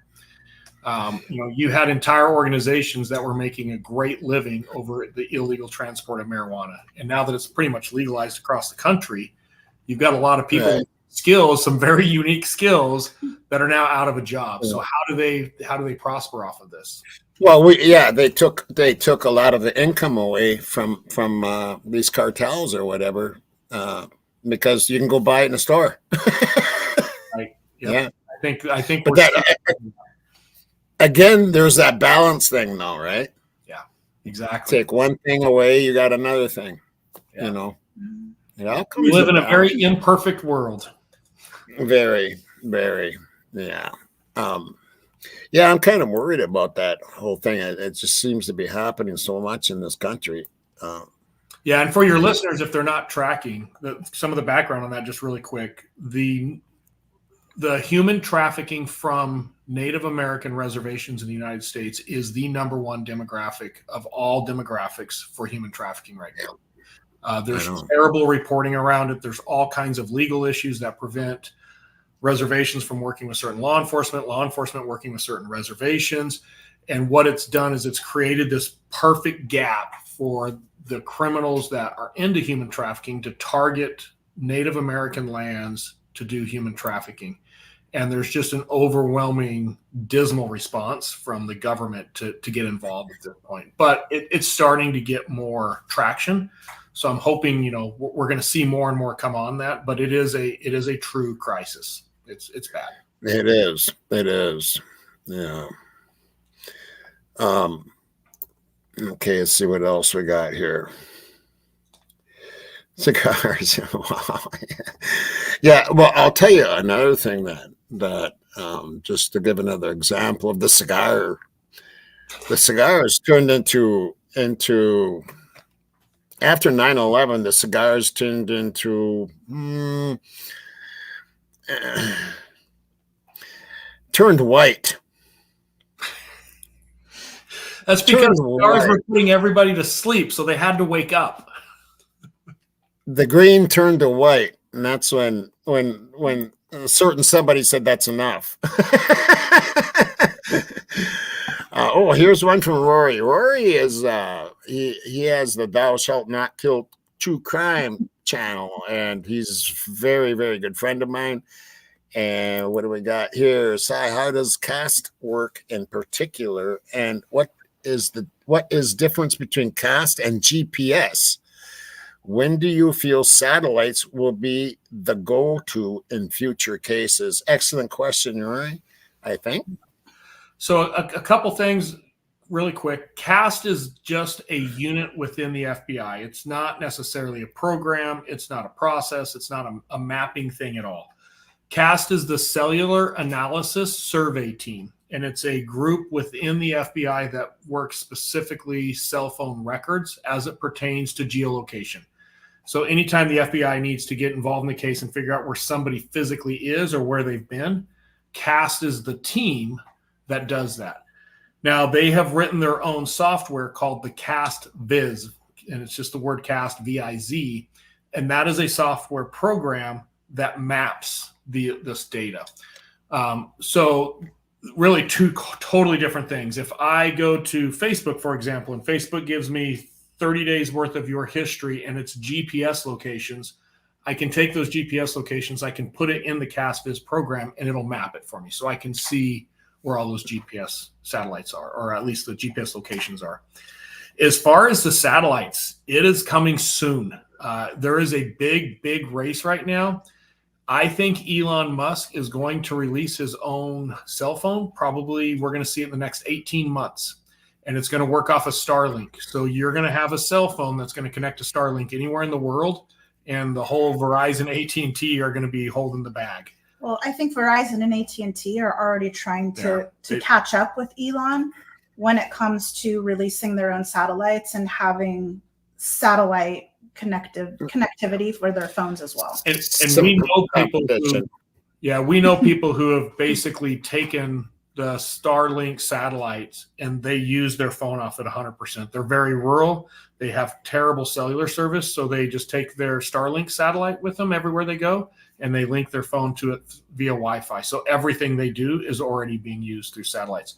Now, the good news is when satellites come on to the market holistically, those call detail records that we're dealing with are all going to be GPS based, because satellites have to have precise location to work and to set up which satellites are handling which connections.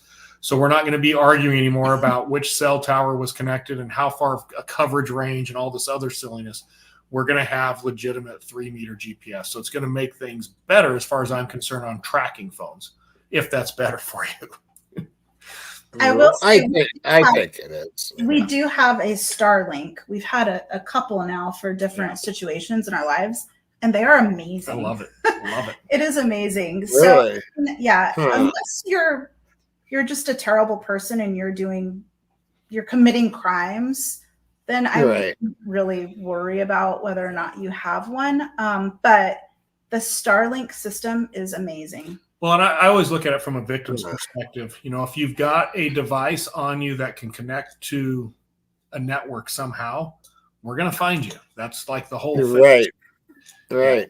And, you know, I'm just getting lost. Hunter out in the middle of somewhere and getting lost, and the phone dies. They can still track, right? Yeah, absolutely. Okay, what else we got here? I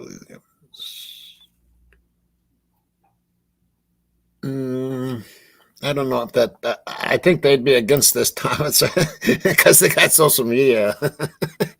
I don't think that pertains to them so much. But if you want to answer that, yeah, you know, it's a fine line. I do think that there needs to be more control over intentional, false, misleading, and you know, with AI.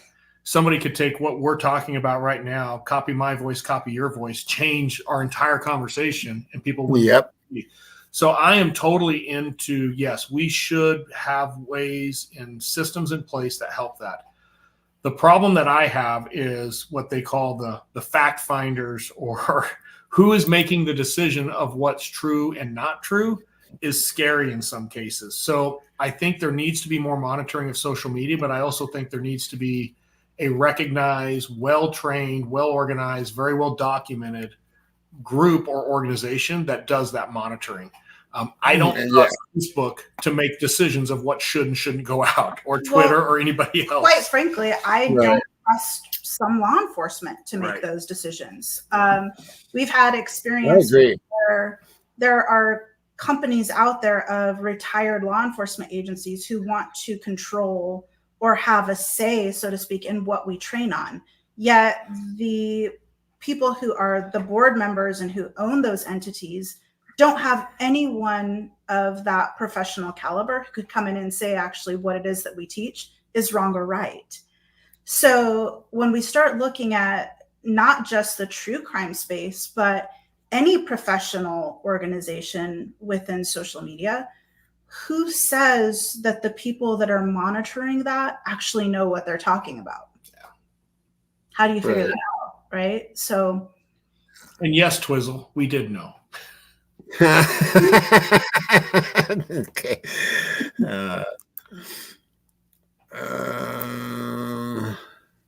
Do you guys save your work? Okay. I know where Linda's going. You're being a bad girl, Linda. I don't know what you're talking about. Let's go to this one because I don't know. It's asked this several times. How do we choose the name ZEDX? This is actually a great story. Yeah, so we had an investor initially when we started ZEDX, and this investor told us, well, most companies who do great are 4 letters, and there's either a Z or an X in the name of the company. So started doing a little bit more research, and as we started looking for what we would call the company, I started looking at like Greek and Latin roots of words. And the Greek root word for investigation is zetetic. So that is the art of an investigation. So we ended up shortening zetetic down to ZEDX, and we overachieved with a Z and an X and a 4-letter company name. So that's how ZEDX came to be. We decided if you had to have either a Z or an X, because we're dealing with law enforcement, we better go with both. We better do both. Yeah. Right. Here's one from Huda again. Actually, I want to know this too.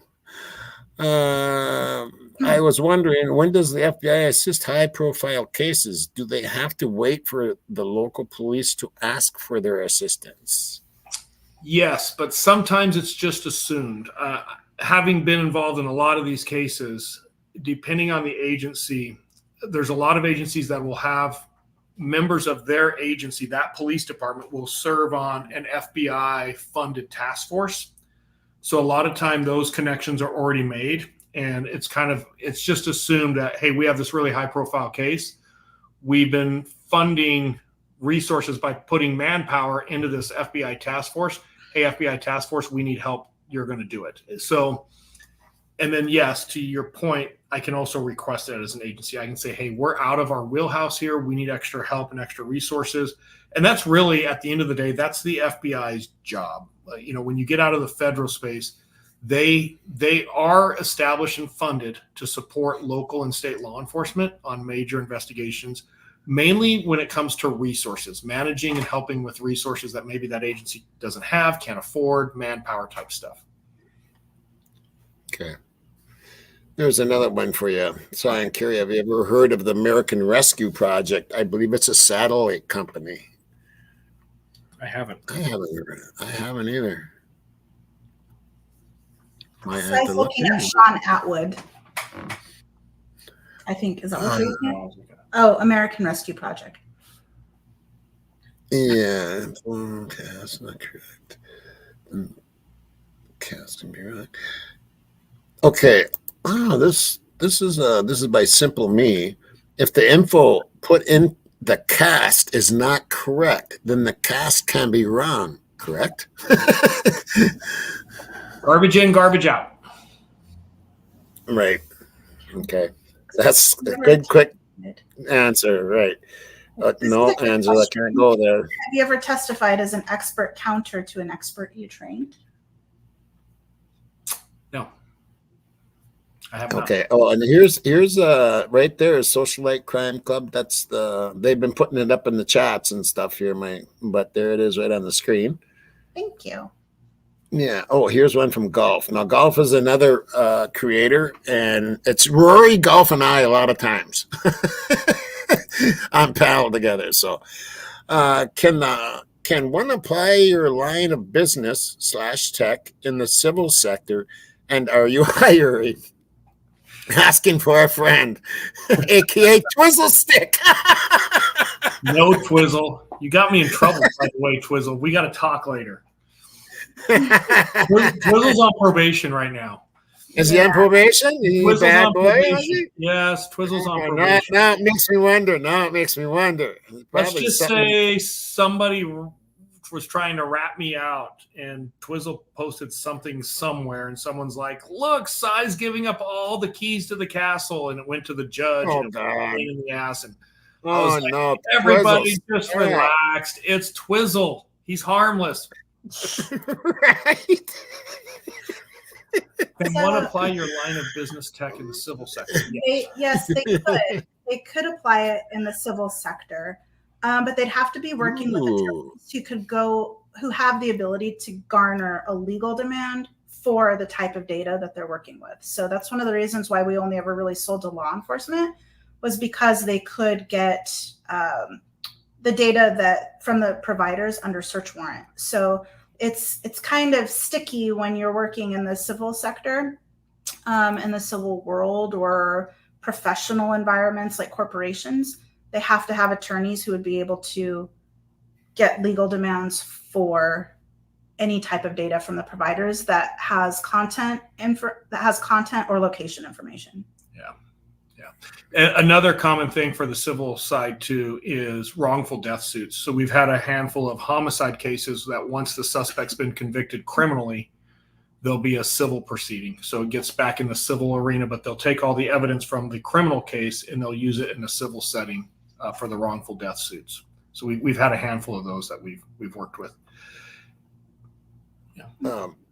Have you ever testified as an expert counter to an expert you trained?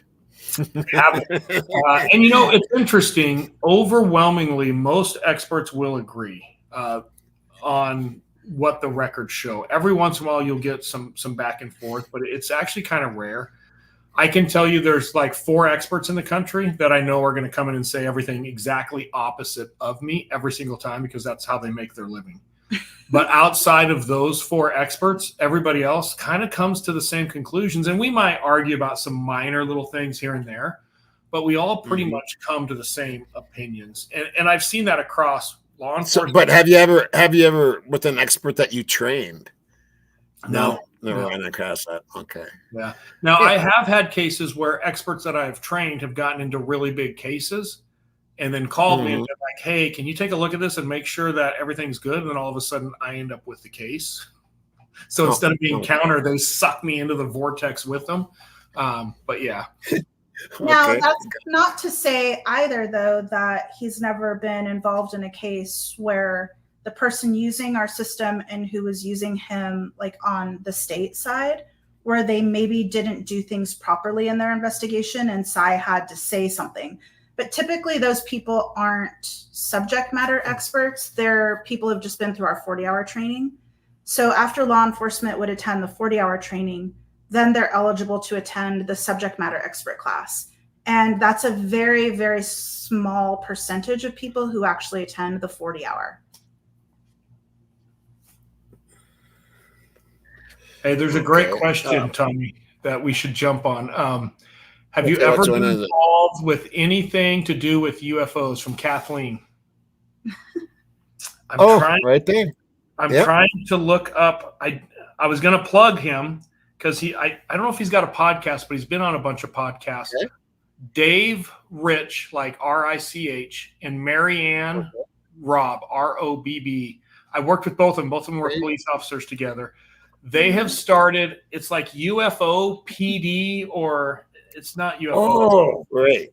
But basically, they have started an organization specifically for first responders. So not just law enforcement, but first responders across military, all the way down to your local dog catcher, that anybody in the first responder world who has an encounter with a UFO can report it to them, and they categorize it. They offer all kinds of like PTSD counseling, all kinds of stuff. Isn't it unidentified phenomenon? PD. I think it's UPPD, maybe. Unidentified phenomenon. Yeah, something like that. But no, I haven't personally had anything to do with UFOs. It's just a matter of time. They're coming.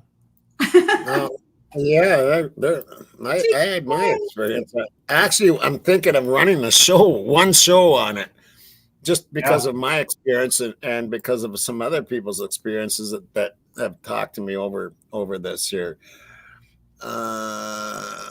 I see you, Tommy, as the guy on the top of the roof when they come saying, "Take me, take me." Yeah. Take me. Yeah, I'm ready to go. I'm 64.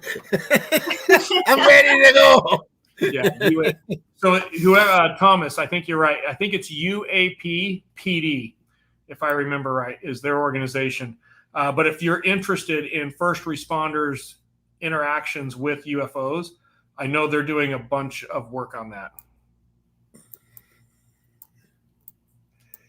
Yeah, everybody's interested in that stuff now because, I mean, you got some pretty high up people that are saying, hey, we're seeing things. Yeah, from all over the world, right? I know, right? Yeah. Well, I'm going to tell you my story real quick. I was 13 years old, and we were out on this hill, and, okay, we had a 6-pack of beer with our snowmobiles. And then we're having a beer or whatever, and this light is going on. It's red, white, and green, and it stops. But we thought it was at that angle that, if it's at a certain angle, it looks like it stopped, but it's actually going away from you. But it stayed there the whole time. And so we went and got binoculars and started looking, and it was kind of shaped like this. They ended up calling a deputy sheriff, came down, and as they had a jet from the Grand Forks Air Force Base going over, and we seen a smaller one we thought was a star come shooting and do 90-degree angles around the jet, and the jet made a sonic boom, and it was 11:30 at night. I like and that. Then it went into, and it looked like it went into the bigger red, white, and green one that we seen going by. There you go. And that's my story, and it made the paper. And of course, they said the Air Force pilot didn't see anything. This is in 1973, and you know what? You don't make sonic booms at 11:30 at night. Yeah, I'm sure you've seen Fire in the Sky, the movie Fire in the Sky. So that's where I grew up, right there. So I actually went to school with a couple of those guys. Yeah. Wow, yeah. That's cool. Yeah, I don't know. So I'm thinking of running a show on it just to do it,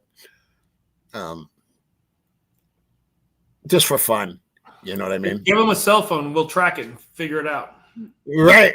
Yeah. I wonder if you can track them. They got to have some kind of signals. Yeah. They got to have some kind of signals, right?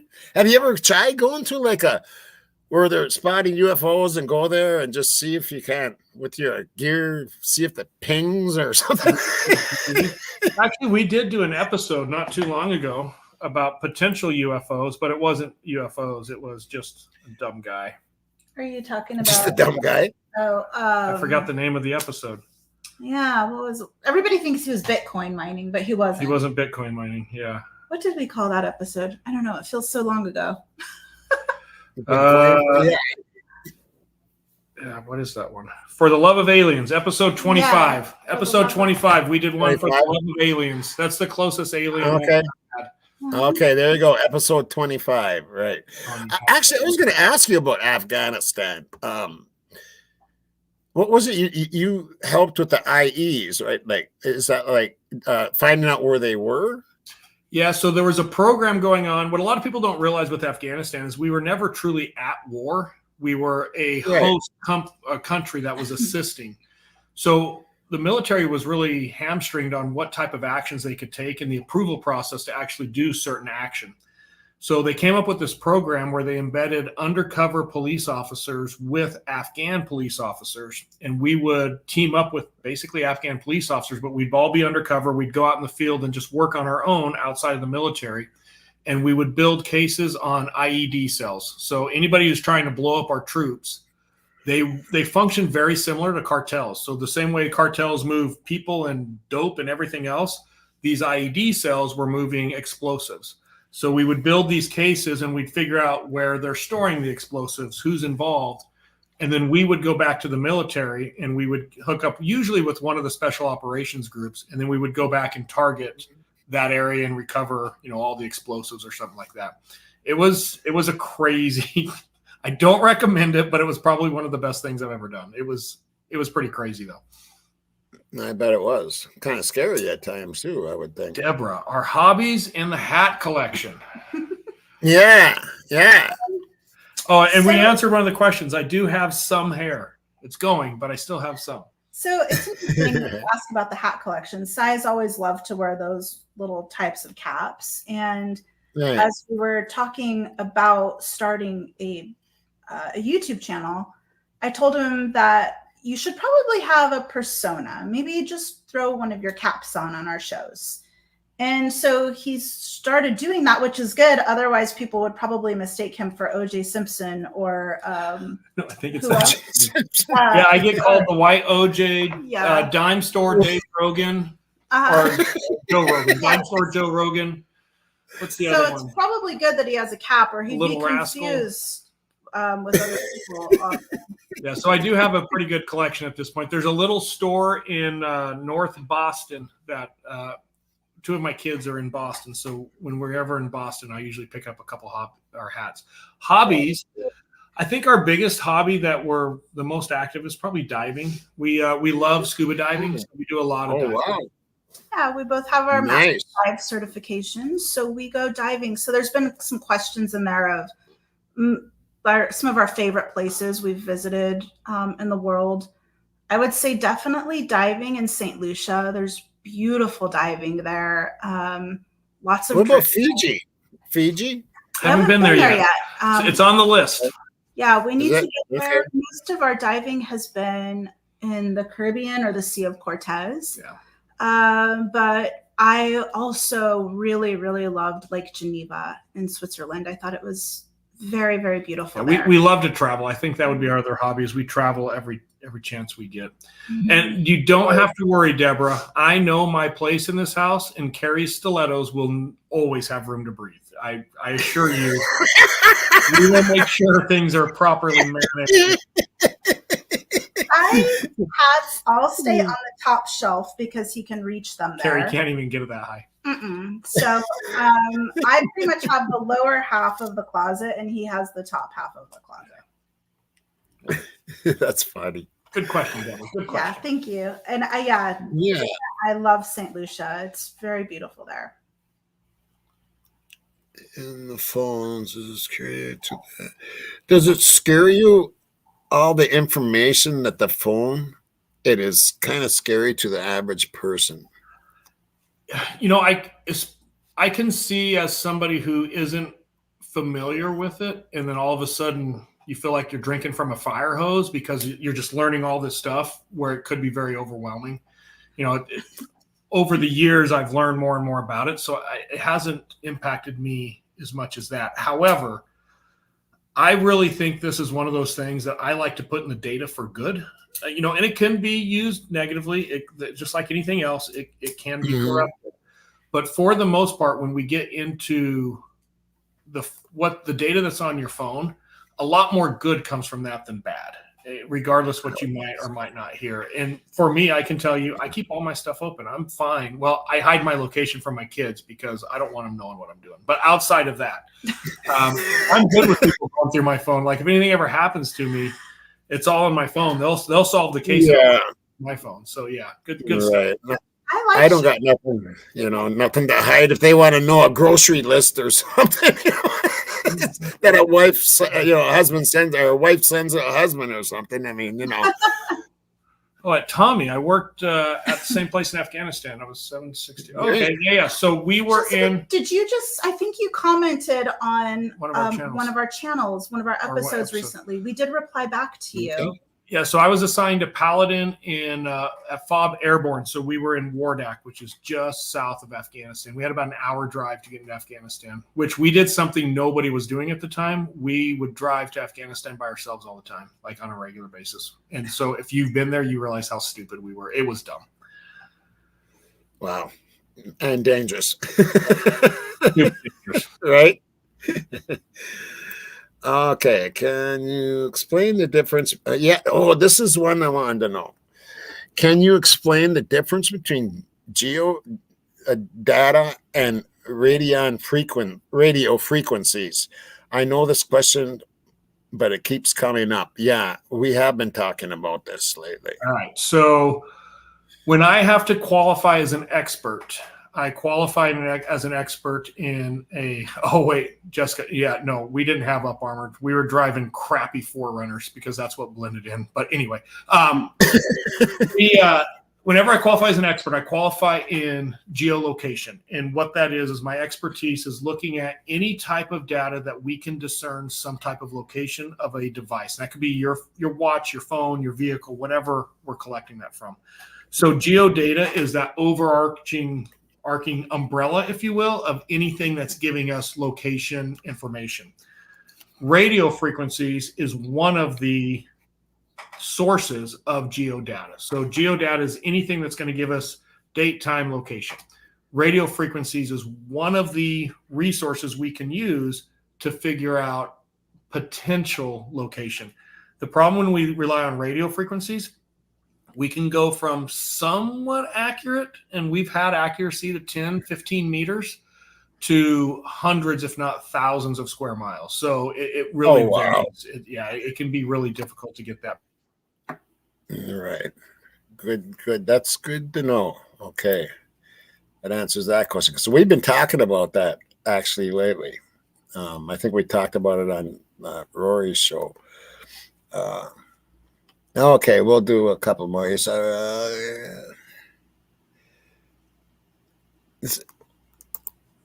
think did you answer this recently, or am I thinking of a show of yours? I might be thinking of a show. We did talk about RICO recently in one of our shows, but I think racketeering and organized crime. If I'm making a living, I'm actually making money off of a crime. So I'm selling something illegally. I'm trafficking in something I shouldn't be trafficking in. And all of the money that I'm making my living on are illegal proceeds. RICO kicks in. And the idea there is you can't have the profits of your crime. So RICO, they'll come in and they'll seize your house and your cars and anything that you potentially purchase with that illegal money, if you will. Isn't that how the police department purchased the Stingray? Yeah, police departments will take huge advantage of this, and this is where you see all kinds of crazy seizures. As far as hard to prove, this is what a lot of people don't realize. RICO is not criminal, it's civil. So RICO is a civil statute that simply attaches that law enforcement can seize the profits of your crime.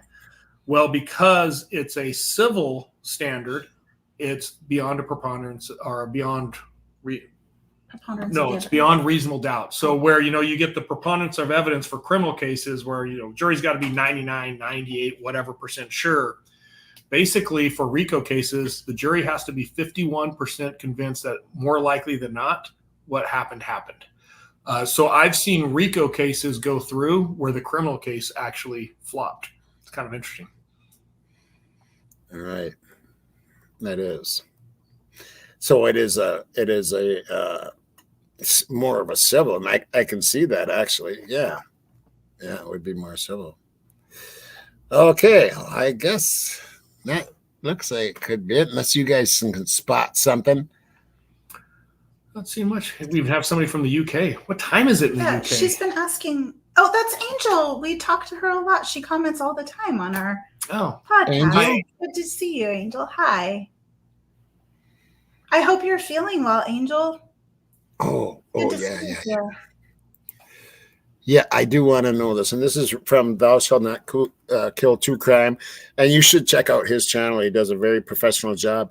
Actually, he's on a case right now where he's boots on the ground. And he was actually in court. Was it yesterday or the day before or something? He was actually there. So he has boots on the ground. He's got a great channel. If I commit a crime in another state, is that automatically federal, or does it have to be a planned crime for it to be turned federal? Neither. So, neither one of those would go federal. Typically, what I have to show for it to get federal jurisdiction is, A, I'm doing something with taxes, or I'm using mail service, or I'm using some type of an interstate compact where I'm traveling through multiple states committing crimes. Typically, there's going to be more than 2 or 3. Now, there are a lot of little nuances in there that the feds can force a case to go federal for all kinds of variable things. So maybe there's a certain gun restriction that is a federal restriction that isn't a state restriction. They can enact that. Another great one that's out there right now is marijuana. What a lot of people don't realize is federally, marijuana is still illegal. Yep. But at state levels, it's not. So I think bank robberies. yeah, bank robberies, because it's insured by the FDIC. So because there's a federal insurance, any bank that's FDIC insured, it automatically is a federal case that the FBI handles because the feds actually insure the bank. So a lot of little nuances in there, but just simply going to another state to commit a crime does not make it federal. Even if you plan it in one state and travel to the other state, doesn't make it federal. Okay. I always misunderstood that as I was growing up, I guess. That's good to know. Thank you. Something that's been on my mind there. That might be it. Yes. Yeah, I think that's about it, guys. I think we've done it. We made it.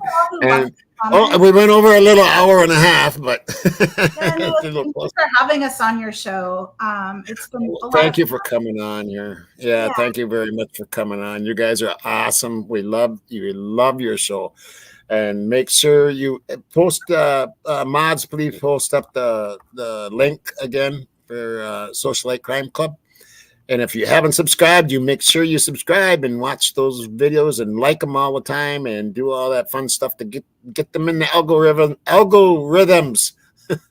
Yes, please. Yes. And we've got a lot to come. Right. I did see a question that popped up about something about us potentially making a movie or documentaries. That is the long goal. Cool. We have a couple. That's kind of why we got to the video side of the podcasting. Is we're planning on a handful of documentaries right now that at some point it's going to come together. We're ways out yet. Right. We're really looking forward to that side of it. It'll be fun. Yeah, that would be a lot of fun. Yeah. It would. Yeah. Thank you, everybody, for the lovely comments. It's really nice seeing them come in and hearing like nice things being said about us. So other than that Twizzle guy, everybody else was great. Well, you're fine. That's how you know Cy likes you. He's poking at you. Right. Yeah.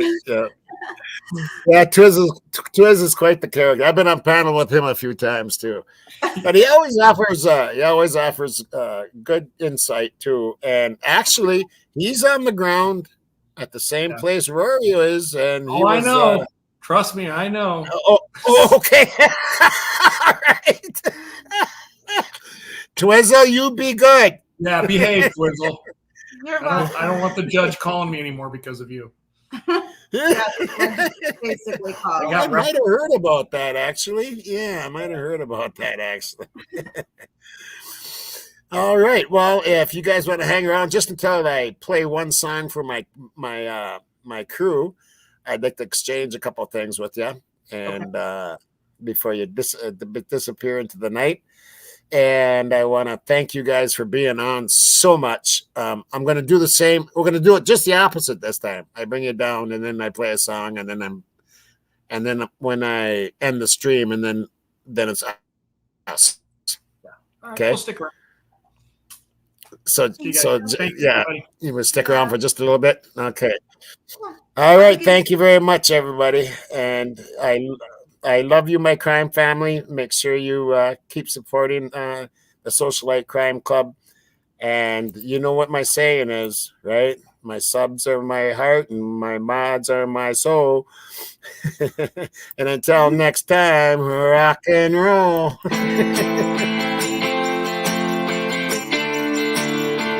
Sha-la-la-la-la-la-la. Oh, staring at the mirror when I'm straight down, staring at this yellow-haired girl. Mr. Jones strikes up a conversation with a black hair, the man coat dance. You know she dances while his father plays guitar. She's suddenly beautiful, and we all want something beautiful. Man, I wish I was beautiful.